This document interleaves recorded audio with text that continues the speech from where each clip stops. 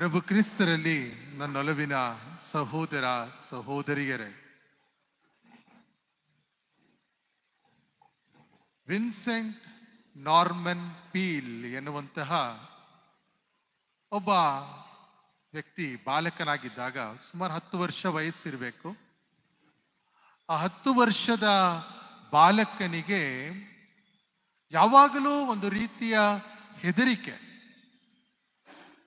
ಯಾರೇ ಒಬ್ಬ ವ್ಯಕ್ತಿಯನ್ನ ನೋಡಿದ ತಕ್ಷಣ ಮಾತನಾಡಬೇಕು ಅಂತ ಹೇಳಿದಾಗ ಆತ ನಾಚಿಕೆ ಸ್ವಭಾವದಿಂದ ತಲೆ ತಗ್ಗಿಸಿ ಬಿಡ್ತಿದ್ದ. ಅವರ ಶಾಲೆಯಲ್ಲಿ ಒಂದು ದಿನ ಒಂದು ಆಶುಭಾಷಣ ಸ್ಪರ್ಧೆ, ಪಿಕ್ ಅಂಡ್ ಸ್ಪೀಚ್ ಅಂತ ಹೇಳ್ತಾರೆ, ಅದನ್ನ ಆಯೋಜಿಸಿರ್ತಾರೆ. ಶಿಕ್ಷಕರು ಈ ವಿನ್ಸೆಂಟ್ ನಾರ್ಮನ್ ಈ ಬಾಲಕನನ್ನ ನೀನು ಈ ಬಾರಿ ಈ ಭಾಷಣವನ್ನ ಮಾಡಬೇಕು, ಈ ಸ್ಪರ್ಧೆಯಲ್ಲಿ ಭಾಗವಹಿಸಬೇಕು ಅಂತೇಳಿ. ಹುಡುಗ ಹಾಗೆ ಹೀಗೆ ಶಿಕ್ಷಕರಿಗೆ ಹೇಳೋದಕ್ಕೆ ಬಯಸ್ತಾನೆ. ನನಗೆ ಬಹಳ ಹೆದರಿಕೆ, ಮಾತನಾಡೋದಕ್ಕಾಗೋದಿಲ್ಲ, ಕೈಕಾಲೆಲ್ಲ ನಡುಗುತ್ತೆ, ನಾಲಿಗೆ ಒಣಗೋಗುತ್ತೆ ಅಂತ. ಆದರೂ ಶಿಕ್ಷಕರು ಹಠ ಬಿಡೋದಿಲ್ಲ, ನೀನು ಭಾಷಣ ಮಾಡಲೇಬೇಕು. ಕೊನೆಗೂ ಸಮಯ ಬಂದಾಗ ಭಾಷಣ ಮಾಡೋದಕ್ಕೆ ಹೋಗ್ತಾನೆ. ಇದ ಪ್ರಕಾರ ಅವನ ನಾಲಿಗೆ ಒಣಗೋದಕ್ಕೆ ಆರಂಭ ಆಗುತ್ತೆ, ಕೈ ಕಾಲೆಲ್ಲ ನಡುಕ, ಮಾತು ಬರೋದೇ ಇಲ್ಲ ಬಾಯಿಂದ ಹೊರಗಡೆ. ಆತ ಆ ಒಂದು ಇದರಲ್ಲಿ ಸೋಲ್ತಾನೆ. ಆತನ ತಂದೆ ಒಬ್ಬ ಪ್ರಾಟೆಸ್ಟೆಂಟ್ ಪಾಸ್ಟರ್ ಆಗಿರ್ತಾನೆ. ಆ ತಂದೆ ಮಗನ ಈ ಒಂದು ಬೆಳವಣಿಗೆಯಲ್ಲಿ ಆಗ್ತಾ ಇರುವಂತಹ ತೊಂದರೆಯನ್ನ ಗಮನಿಸ್ತಾನೆ. ಆತ ಹೇಳ್ತಾನೆ, ಇವತ್ತು ಸಾಯಂಕಾಲ ನಾನು ನಿನ್ನನ್ನ ಒಬ್ಬ ದೊಡ್ಡ ಡಾಕ್ಟರ್ ಬಳಿಯಲ್ಲಿ ಕರೆದುಕೊಂಡು ಹೋಗ್ತಾನೆ, ಒಬ್ಬ ದೊಡ್ಡ ಡಾಕ್ಟರ್ ಬಳಿಯಲ್ಲಿ ಕರ್ಕೊಂಡು ಹೋಗ್ತಾನೆ. ಆ ಡಾಕ್ಟರ್ ಬಳಿಯಲ್ಲಿ ನಾವು ಹೋದಾಗ ನಾವು ನಿನ್ನ ಎಲ್ಲಾ ವಿಷಯವನ್ನ ಅವರಿಗೆ ನಿನ್ನ ತಿಳಿಯಪಡಿಸಬೇಕು. ಆ ಸಂದರ್ಭದಲ್ಲಿ ಆ ಬಾಲಕ ತಯಾರಿ ಆಗ್ತಾನೆ. ಅಯ್ಯೋ, ನನ್ನಲ್ಲಿರುವಂತ ಈ ಒಂದು ಕುಂದು ಕೊರತೆಯನ್ನ ಆ ಡಾಕ್ಟರ್ ನೀಗಿಸಬಹುದು ಎನ್ನುವಂತಹ ನಂಬಿಕೆಯಿಂದ ಹೊರಡೋದಕ್ಕಿಂತ ಮುಂಚೆ ಅವರ ಮನೆಯ ಪಕ್ಕದಲ್ಲಿ, ಪ್ರಾಟೆಸ್ಟೆಂಟ್ ಪಾಸ್ಟರ್ ಆಗಿರೋದ್ರಿಂದ ಮನೆಯ ಪಕ್ಕದಲ್ಲಿ ಒಂದು ಚಿಕ್ಕ ದೇವಾಲಯ ಇರುತ್ತದೆ. ಆ ದೇವಾಲಯದ ಒಳಗೆ ಹೋಗಿ ಅವರು ಪ್ರಾರ್ಥನೆಯನ್ನ ಮಾಡಿ ಹೊರಡುವಂಥದ್ದು. ನಮ್ಮಲ್ಲೂ ಕೂಡ ಆ ಪರಿಪಾಠ ಇದೆ. ಏನಾದರೂ ಒಂದು ಕೆಲಸ ಆಗ್ಬೇಕು ಅಂತ ಹೇಳಿದಾಗ ನಾವು ನಮ್ಮ ದೇವರಿಗೆ ಕೈ ಮುಗಿದು ಆ ಕೆಲಸಕ್ಕೆ ಹೋಗ್ತೇವೆ. ಆ ರೀತಿಯಲ್ಲಿ ಅವರು ಆ ಚರ್ಚಿನ ಒಳಗಡೆ ಹೋಗ್ತಾರೆ. ಚರ್ಚಿನ ಒಳಗಡೆ ಹೋಗಿ ಪ್ರಾರ್ಥನೆಯನ್ನ ಮಾಡ್ತಾ ಇರುವಂತಹ ಸಂದರ್ಭದಲ್ಲಿ ಇದ್ದಕ್ಕಿದ್ದ ಹಾಗೆಯೇ ಬೆಳಕು ಮಾಯವಾಗ್ತದೆ. ಸಂಜೆ ಆಗಿರುತ್ತೆ, ಬೆಳಕು ಮಾಯವಾಗುತ್ತೆ. ಕರೆಂಟು ನಮ್ಮ ದೇಶಲ್ಲಾದ್ರೆ ಅವಾಗವಾಗ ಕರೆಂಟ್ ಹೋಗುತ್ತೆ ಬಿಡು ಅನ್ಬೋದು, ಅಲ್ಲ ಆ ರೀತಿ ಇಲ್ಲ. ಯಾಕೆ ಈ ರೀತಿ ಆಗಿರ್ಬೇಕು? ಪರವಾಗಿಲ್ಲ, ನನ್ನ ಪಕ್ಕದಲ್ಲಿ ನನ್ನ ತಂದೆ ಇದ್ದಾರೆ, ಅದಕ್ಕಾಗಿ ನಾನು ಧೈರ್ಯವಾಗಿ ಪ್ರಾರ್ಥನೆಯನ್ನ ಮಾಡೋಣ ಅಂತೇಳಿ ಈ ಹುಡುಗ ಪ್ರಾರ್ಥನೆಯನ್ನ ಮುಂದುವರಿಸ್ತಾನೆ. ಆಗ ಯಾರೋ ದೇವಾಲಯದ ಬಾಗಿಲನ್ನ ಮುಚ್ಚಿ ಚಿಲುಕವನ್ನ ಹಾಕ್ತಾ ಇದ್ದಾರೆ. ಆ ಶಬ್ದವನ್ನ ಕೇಳಿ ಹುಡುಗನಿಗೆ ಹೆದರಿಕೆ ಆಗೋದಕ್ಕೆ ಆರಂಭವಾಗುತ್ತೆ. ಆತ ಜೋರಾಗಿ ಕಿರ್ಚಿಕೊಳ್ತಾನೆ, ಅಪ್ಪ ಎಲ್ಲಿದೀಯಾ ಅಂತ ಹೇಳಿ. ಆಗ ಆ ತಂದೆ ಮಗನನ್ನ ನೋಡಿ ಹೇಳುವಂತಹ ಮಾತು, ನೀನು ಬದುಕಿದ್ದರೆ ಕ್ರಿಸ್ತನ ಮುಂದೆ ಬದುಕು, ಸತ್ತರೆ ಕ್ರಿಸ್ತನ ಮುಂದೆ ಸಾಯಿ. ಇವರಿಗಿಂತ ದೊಡ್ಡ ಡಾಕ್ಟರ್, ಮನೋಶಾಸ್ತ್ರಜ್ಞ ಈ ಪ್ರಪಂಚದಲ್ಲಿ ಇನ್ನೊಬ್ಬ ಇರೋದಕ್ಕೆ ಸಾಧ್ಯ ಇಲ್ಲ ಅಂತ ಹೇಳ್ತಾರೆ. ಆ ಹುಡುಗ ಮುಂದೆ ಒಬ್ಬ ದೊಡ್ಡ ಲೇಖಕನಾಗ್ತಾನೆ.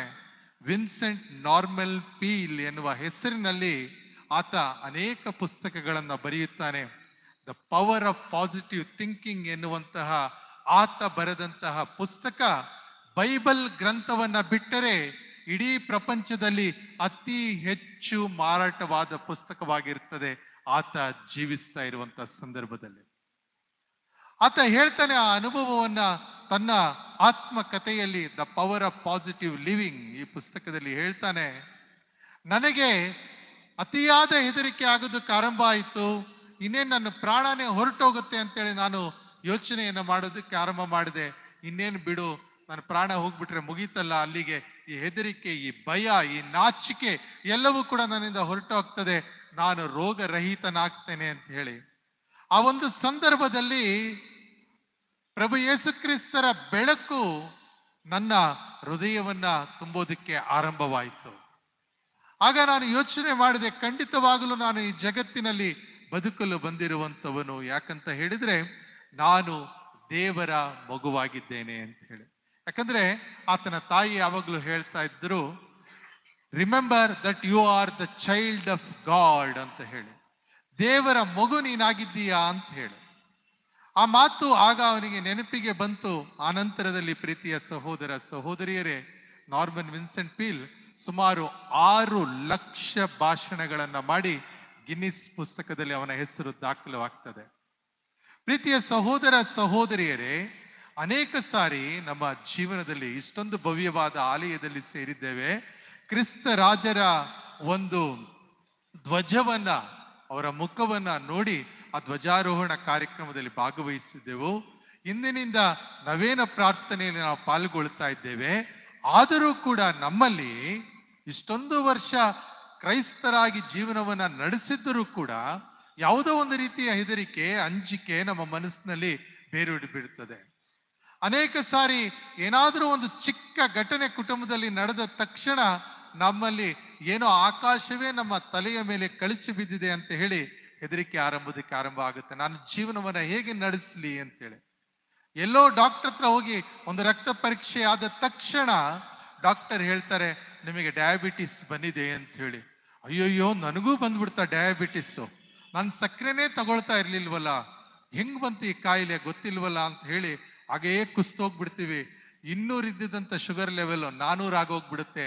ಯಾಕಂದ್ರೆ ನಮ್ಮ ಹೃದಯದಲ್ಲಿ ಹೆದರೆ ಡವ ಅಂತ ಹೊಡ್ಕೊಳ್ಳುತ್ತೆ. ಅದಕ್ಕೆ ನಾವು ನೋಡ್ತೇವೆ, ಕೋವಿಡ್-19 ಬಂದಾಗ ಜನ ಕಾಯಿಲೆಯಿಂದ ಸತ್ತವರು ಎನ್ನುವುದಕ್ಕಿಂತ ಹೆದರಿಕೆಯಿಂದ ಮೃತರಾದವರೇ ಅನೇಕರಾಗ್ಬಿಟ್ಟಿದ್ದಾರೆ. ಇಂಥ ಒಂದು ಸಂದರ್ಭದಲ್ಲಿ ಪ್ರೀತಿಯ ಸಹೋದರ ಸಹೋದರಿಯರೇ, ನಾವೆಲ್ಲರೂ ಕೂಡ ಕ್ರಿಸ್ತ ರಾಜರಿಗೆ ಸೇರಿದಂಥವರು. ಅವರು ನಮ್ಮ ಬಾಳಿನ ಅರಸರು, ನಮ್ಮ ಕುಟುಂಬದ ಅರಸರು ಎನ್ನುವಂತ ಆಲೋಚನೆಯನ್ನು ನಾವು ಮಾಡೋದಕ್ಕೆ ಆರಂಭ ಮಾಡಿದಾಗ ದೇವರ ಶಕ್ತಿ ಮತ್ತು ಕರುಣೆ ನಮ್ಮ ಹೃದಯವನ್ನ ತುಂಬುತ್ತದೆ. ಎಂತಹ ರೋಗ ರುಜಿನ ಬಂದರೂ ಕೂಡ, ಎಂತಹ ಕಷ್ಟಕ್ಕೆ ನಾವು ಸಿಲುಕಿ ಹಾಕಿಕೊಂಡರೂ ಕೂಡ ಆ ದಯಾಮಯ ದೇವರ ಶಕ್ತಿ ನಮ್ಮಲ್ಲಿದೆ ಎನ್ನುವಂತ ಭಾವನೆ ನಮ್ಮಲ್ಲಿ ಮೂಡುವುದಕ್ಕೆ ಆರಂಭ ಮಾಡಿದಾಗ ಕೂಡಲೇ ಅನೇಕ ಕಷ್ಟ ಕಾರ್ಪಣ್ಯಗಳು ನಮ್ಮಿಂದ ದೂರ ಹೊರಟು ಹೋಗ್ತದೆ. ಒಂದು ರೀತಿಯ ನೆಮ್ಮದಿಯ ಜೀವನವನ್ನ ನಾವು ನಡೆಸುವುದಕ್ಕೆ ಆರಂಭ ಮಾಡ್ತೇವೆ. ಇವತ್ತಿನ ಶುಭ ಸಂದೇಶದಲ್ಲಿ ನಾವು ಆಲಿಸಿದಂತಹ ಮಾತು ಯೋವಾನನ ಶುಭ ಸಂದೇಶ 1ನೇ ಅಧ್ಯಾಯ 12ರಿಂದ 14ನೆಯ ವಚನಗಳು.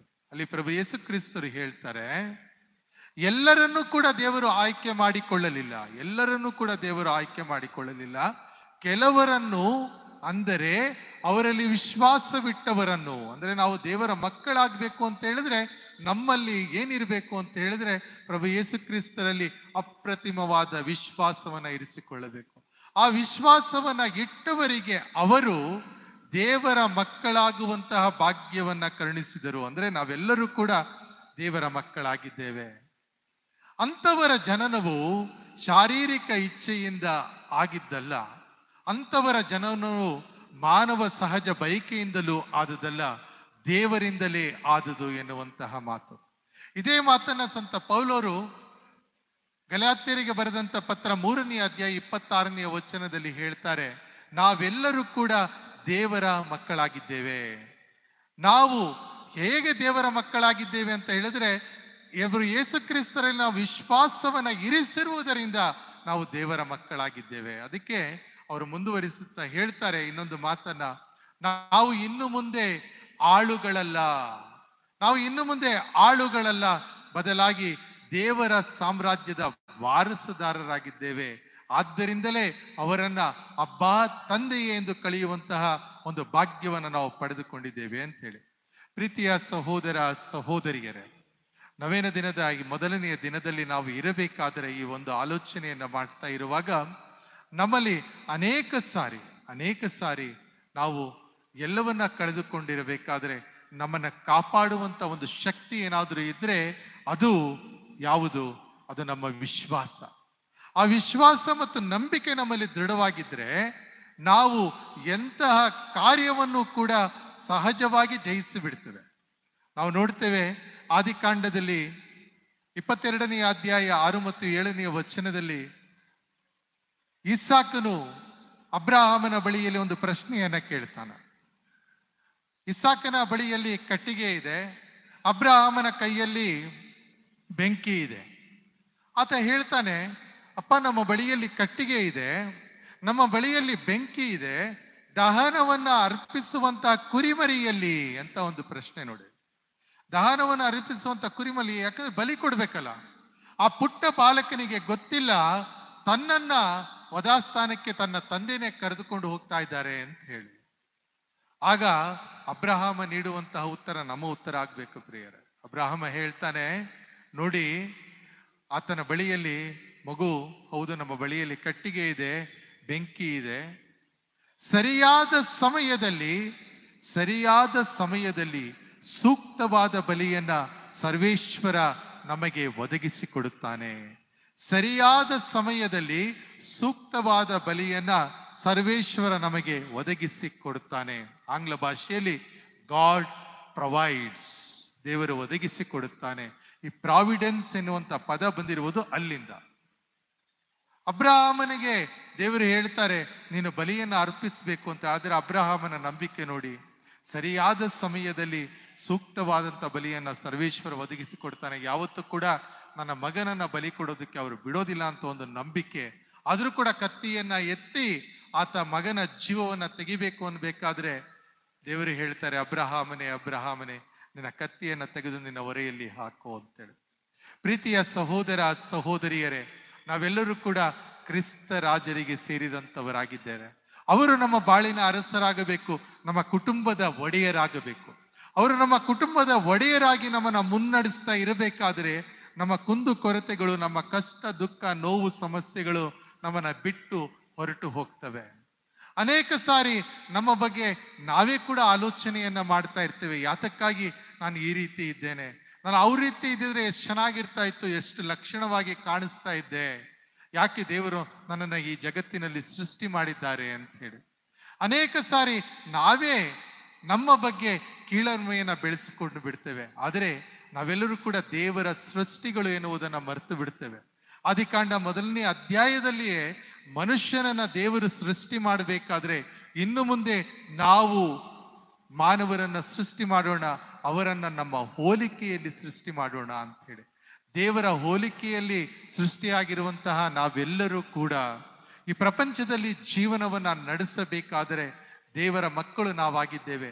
ಎಂಥ ಕಷ್ಟ ತೊಂದರೆಗಳು ಬಂದರೂ ಕೂಡ, ಎಂಥ ಒಂದು ಸಮಸ್ಯೆಗೆ ನಾವು ಒಳಗಾದರೂ ಕೂಡ ಧೃತಿ ಕೆಡಕೂಡದು. ಪ್ರೀತಿಯ ಸಹೋದರ ಸಹೋದರಿಯರೇ, ಆ ದಯಾಮಯ ದೇವರ ಶಕ್ತಿ ನಮ್ಮ ಹೃದಯವನ್ನ ತುಂಬಬೇಕು. ಕ್ರಿಸ್ತ ರಾಜರು ನಮ್ಮ ಕುಟುಂಬವನ್ನ ಆಳಬೇಕು, ನಮ್ಮನ್ನ ಆಳಬೇಕು. ಆ ಕ್ರಿಸ್ತ ರಾಜರಲ್ಲಿ ನಂಬಿಕೆಯನ್ನ ಇರಿಸಿ ನಮ್ಮ ಜೀವನವನ್ನು ನಾವು ಸಾಗಿಸಲು ಪ್ರಯತ್ನಿಸೋಣ. ಆ ದಯಾಮಯ ದೇವರ ಅನುಗ್ರಹ ಆಶೀರ್ವಾದ ನಮ್ಮ ಹೃದಯವನ್ನ ತುಂಬುವಂತೆ ಆಗಲಿ. ನಾವು ಸೈತಾನನಿಗೆ ಎಂದಿಗೂ ಕೂಡ ಸೇರಿದಂಥವರಲ್ಲ. ನಮ್ಮಲ್ಲಿ ತೊಂದರೆಗಳು ಬರಬಹುದು, ಕಷ್ಟಗಳು ಬರಬಹುದು, ದುಷ್ಟ ಶಕ್ತಿಯ ಪ್ರಭಾವಕ್ಕೆ ಒಳಗಾಗಿದ್ದೇವೆ ಎನ್ನುವಂಥ ಚಿಂತೆ ಆಗಬಹುದು. ಅನೇಕ ಸಾರಿ ನಮ್ಮ ಮೇಲೆ ಯಾರೋ ಕೂಡ ಮಂತ್ರವನ್ನ ಮಾಡಿದ್ದಾರೆ, ಮಾಟವನ್ನ ಮಾಡಿದ್ದಾರೆ, ಅದಕ್ಕಾಗಿ ನಮಗೆ ಈ ರೀತಿ ಆಗಿದೆ ಎನ್ನುವಂಥ ಆಲೋಚನೆ ಬರಬಹುದು. ಆದರೆ ನಮ್ಮ ದೇವರು ಯಾವತ್ತೂ ಕೂಡ ನಮ್ಮನ್ನ ಕೈ ಬಿಡುವುದಿಲ್ಲ. ನಾವು ದೇವರ ಮಕ್ಕಳಾಗಿರುವುದರಿಂದ ಯಾವ ಒಂದು ಸಮಸ್ಯೆಯು ಕೂಡ ನಮಗೆ ಬಂದರೂ ಕೂಡ ಅದನ್ನು ಎದುರಿಸುವಂತ ಶಕ್ತಿಯನ್ನ ಆ ದಯಾಮಯ ದೇವರು ನಮಗೆ ಕರುಣಿಸುತ್ತಾರೆ. ಕ್ರಿಸ್ತ ರಾಜರು ನಮ್ಮ ಜೀವನವನ್ನ ಬೆಳಗಲಿ, ನಮ್ಮ ಬಾಳನ್ನು ಎಂದೂ ಕೂಡ ಹಸನುಗೊಳಿಸಲಿ. ಆಮೆನ್.